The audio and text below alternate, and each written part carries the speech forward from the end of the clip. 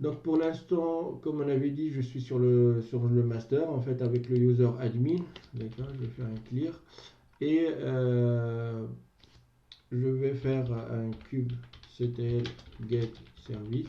Pour l'instant, je vais avoir deux. Je vais mettre toutes les commandes kubectl get deploy. Je vais avoir un seul deploy. Voilà, il est sur un load balancer. Kubectl get pods. Et là, je vais avoir mes pods. Voilà les deux, en fait, les deux pods qui sont là. Le pod 1 et pod 2 qui tournent sur des nœuds. Bah, les nœuds, je vous montre c'est les instances en fait. Kubectl get nodes. Et donc là, je vais avoir les nœuds, donc les deux nœuds et le master. Ok. Donc pour l'instant, je suis sur, pour pouvoir continuer à travailler tout ça, je vais pouvoir faire un Docker login pour faire de l'ECR en fait.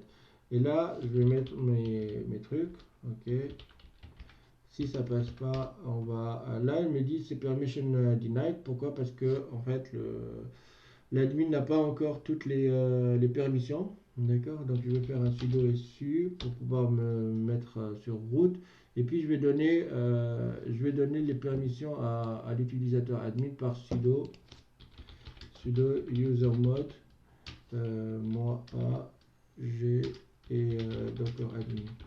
Donc en fait là je me suis remis sur le root pour pouvoir donner de la permission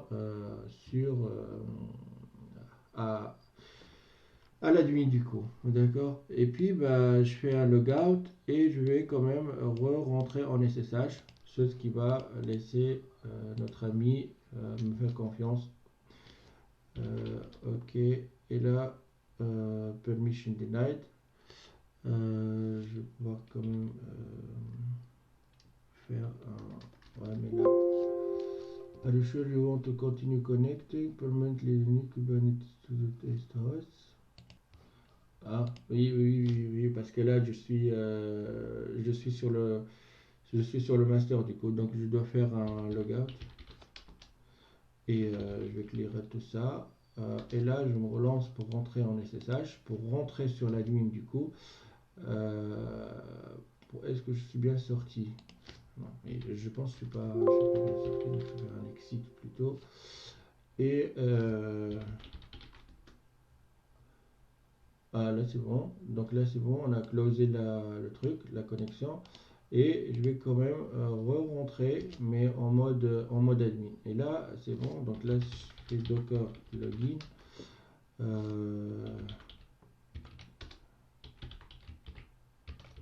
Hop.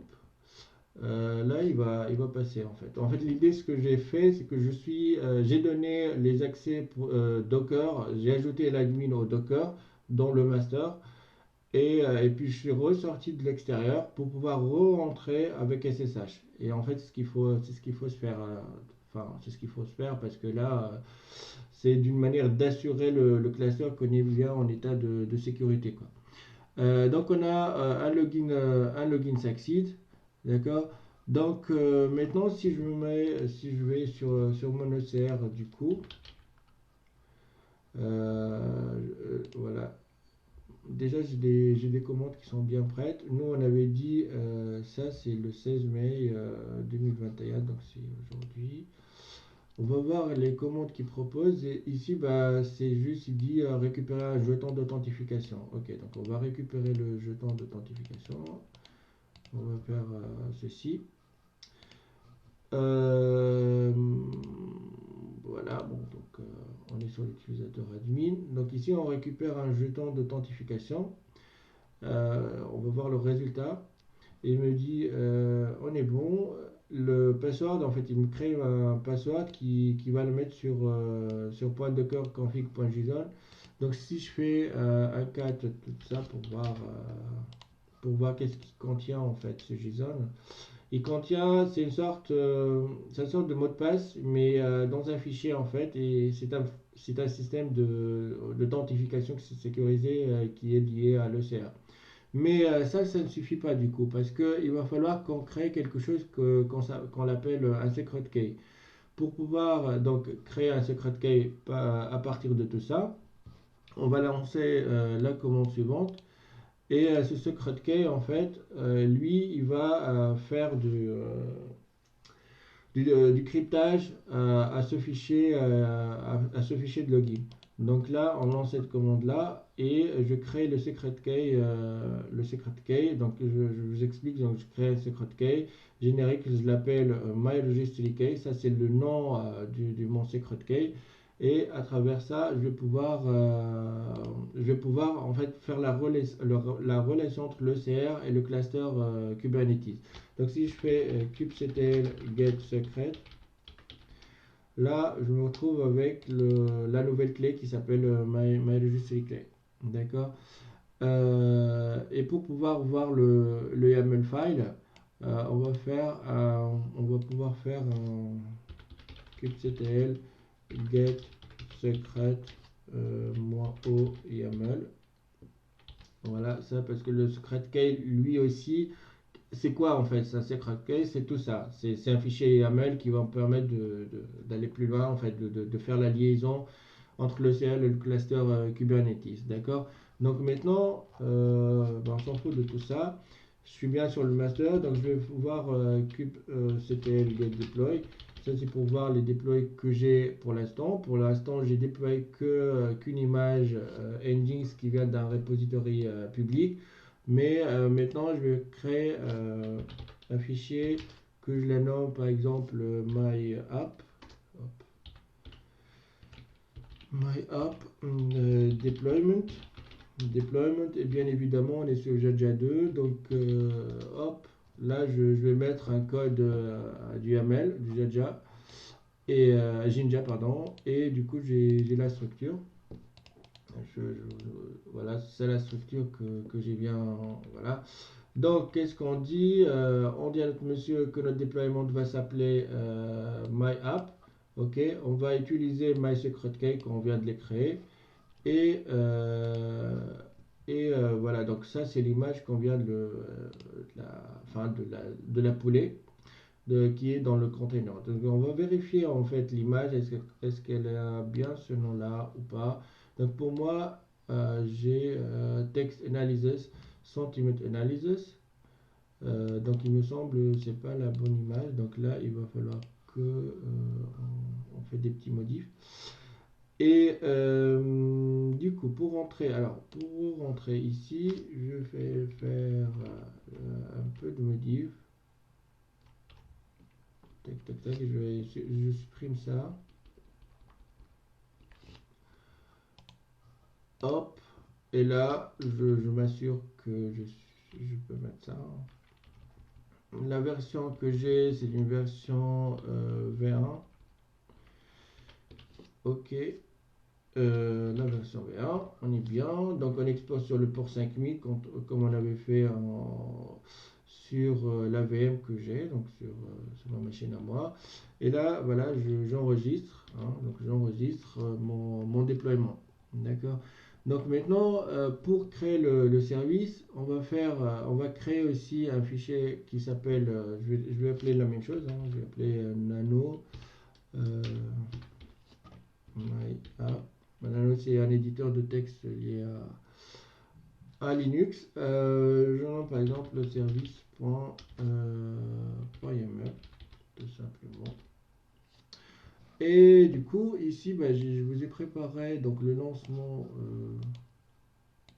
de service.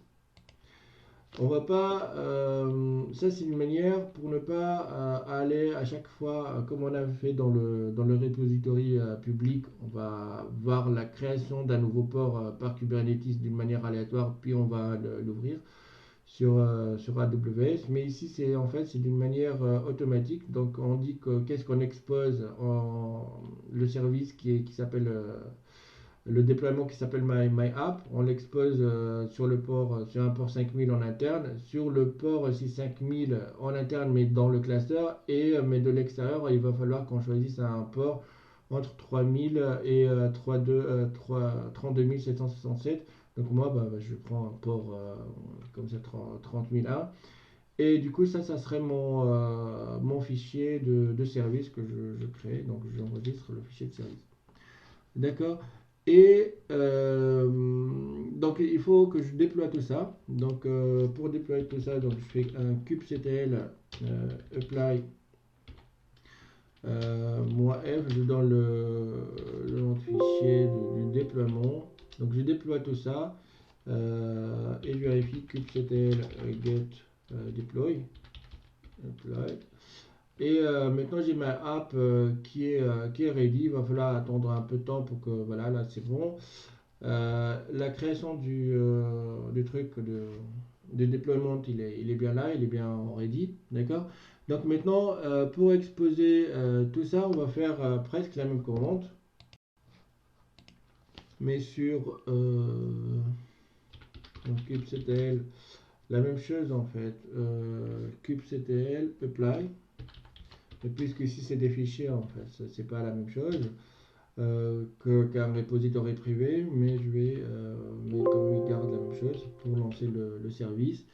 Et là, je pense que ça doit être bon, hein. Donc ouais, là il est bien.